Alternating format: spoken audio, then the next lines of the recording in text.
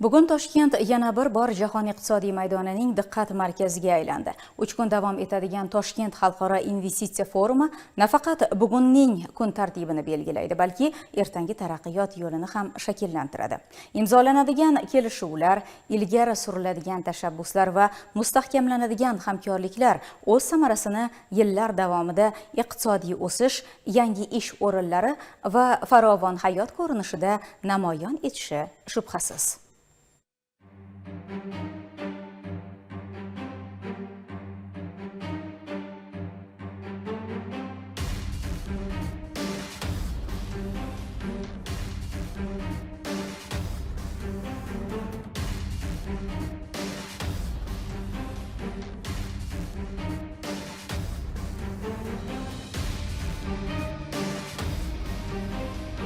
Yer yuzining iqtisodiy xaritasi shiddat bilan qayta chizilmoqda desak mubolag'a bo'lmaydi. An'anaviy moliya markazlari o'rnini yangi, dadil va islohotlarga tashna nuqtalar egallamoqda.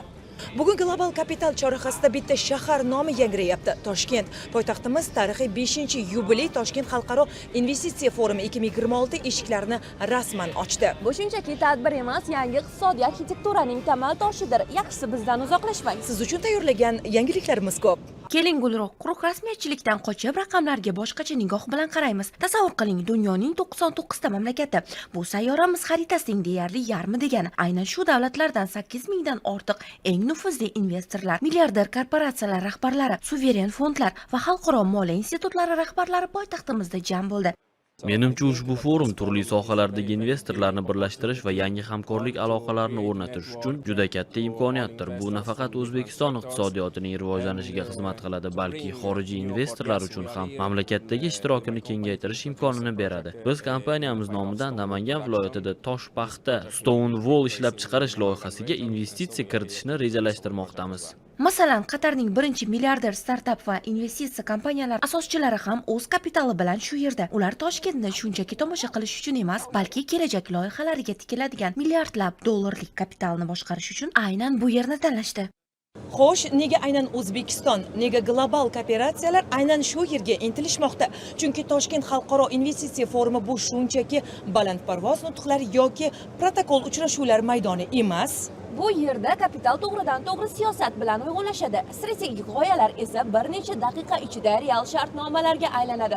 Joriy yilgi forum kun tartibi har qachongidan ham amaliyligi aytilmoqda. Men O'zbekistonning Latviyadagi faxriy konsuli hamda Latviyadagi O'zbekiston savdo uyi rahbariman. Shu sababli biz albatta o'zbekistonlik eksportyorlarning Latviya orqali Yevropa ittifoqi bozoriga chiqishiga ko'maklashamiz. Shuningdek, latviyalik investor va tadbirkorlarni O'zbekistonga jalb qilish ustida ham ishlaymiz. Agar hamkorlik yo'nalishlari haqida gapiradigan bo'lsak, birinchi navbatda bu an'anaviy ravishda oziq-ovqat mahsulotlari hisoblanadi. Shuningdek, qishloq xo'jaligi sohasi ham O'zbekistonda juda rivojlangan bo'lib, uning mahsulotlari dunyoning ko'plab mamlakatlarida yuqori baholanadi va sevib iste'mol qilinadi. Farangiz, e'tibor bering, joriy forum doirasida kimyo sanoati, yashil energetika, geologiya, mashinasozlik va raqamli texnologiyalar kabi eng yuqori qo'shilgan qiymat beruvchi yo'nalishlarda yirik kelishuvlar paketi imzolanmoqda.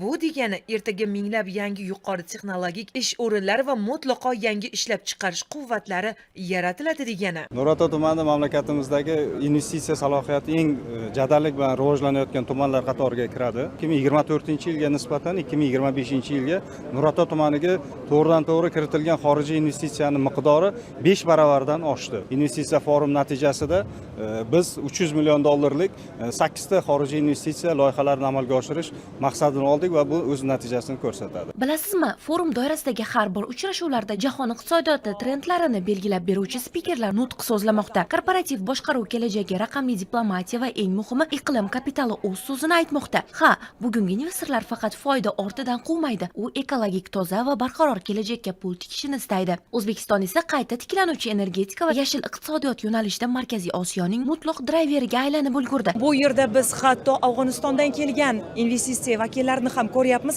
Xo'sh, ular O'zbekiston uchun qanaqa imkoniyatlarni taqdim etish uchun kelganlar, hozir so'rab bilib olamiz. Afg'oniston delegatsiyasi sifatida biz O'zbekistonda yashil energetika sohasidagi imkoniyatlarni o'rganmoqdamiz. Xususan, quyosh va shamol energiyasi yo'nalishlaridagi loyihalar bizda katta qiziqish uyg'otmoqda. O'zbekistonning ushbu sohadagi islohotlari va yaratilgan qulay investitsion muhiti xorijiy investorlar uchun juda keng imkoniyatlarni ochmoqda.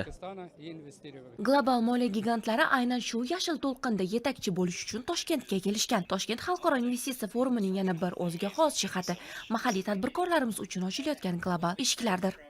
Zarafshon shahri bilasizlar, oltin qazib olish bo'yicha bizda oltin sandiqchamiz hisoblanadi. Shuning uchun ham zargarlik sanoati Zarafshon shahri driver o'sish nuqtalarimizdan hisoblanadi. Shuning uchun hozir xitoylik hamkorlarimiz bilan zargarlik zavodlarini tashkil etish va eksportga ishlash masalalari bo'yicha memorandum tuziladi va undan tashqari Zarafshon atrofidagi granit, marmar konlarini ham hozir mana investorlarimiz qiziqish bildirilyapti va memorandum imzolash arafasidamiz. Farangiz unutmaslik kerakki, ulkan ko'rgazma maydonlarida mahalliy ishlab chiqaruvchilar to'g'ridan-to'g'ri transmilliy kompaniyalar bilan muzokaralar olib bormoqda. Bu o'zbek brendlarining dunyo bozoriga chiqishi va mamlakat ichiga xorijiy texnologiyalarning transfer qilinishi demakdir. Kapital o'zining eng xavfsiz va istiqbolli bandargohlarini aynan shu yerdan topayotganini global investorlarning o'zlari ham e'tirof etishayotganini ko'rib turibsiz.